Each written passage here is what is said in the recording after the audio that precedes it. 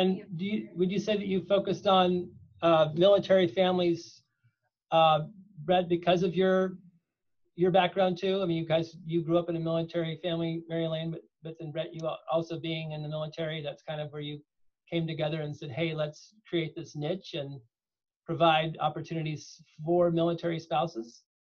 Right. You build what you know, and everything that we built was based off the success that we had. We did it in a very small aspect. It was just her with her clients. And then we saw the opportunity to provide this positive impact that we had in our own lives.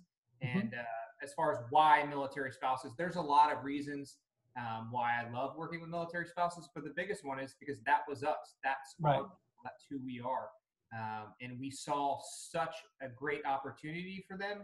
And if you look at the unemployment rate and the challenges that military spouses face, it's sad, really. It really is disheartening to think that these people who are serving their country are kind of robbed of some of the basic things that everybody else gets to experience. And it shouldn't be that way. Military spouses shouldn't struggle to find employment that fits their lifestyle. Well, it's interesting that you mentioned that. Actually catches me a little bit off guard, because just for full disclosure, I mean, I'm one of your clients, and I was floundering. I'll just use the word floundering for 4 years before I stumbled onto Patriot Advantage, and your staff are amazing.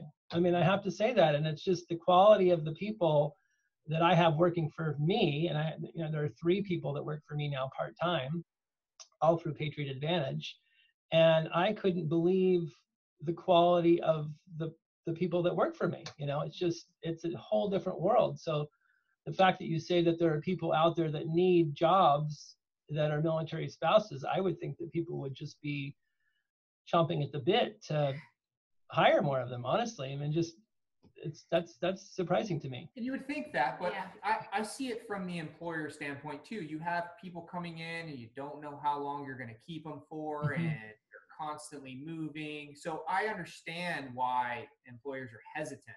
And even just getting that resume, and you may not know they're a military spouse, but if you looked at just the resume of an average military spouse, you see gaps in employment, you see a lot of bouncing around, and you may not have that backstory as to why. But normally that's a red flag for employers. This person's unstable for whatever reason, and they're already at a disadvantage, and that resume gets thrown out or put at the bottom of the stack. Yeah,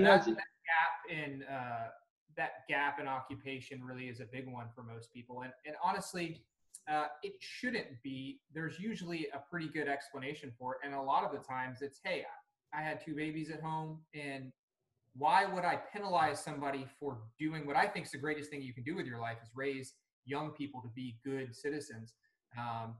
So yeah, that's part of kind of why we built this, right? We understand the challenges that they face. So when people come to us hesitant about bad experiences they've had with other companies, it's like, we've been in the trenches right there with you. We did it for 13 years. We know what it's like to have your husband deploying constantly. She does. I know what it's like to be deploying. Challenges, right? And that's just a perfect example. So I can look at someone and say, hey, it's okay you have a gap in your resume. Right. It's not a big deal. I understand why you have 6 jobs in 6 different states, not because you're running from the law. It's because your husband or your wife was moved around constantly. So it's understanding and being in their shoes is what helps us to connect and create a culture that's been successful thus far.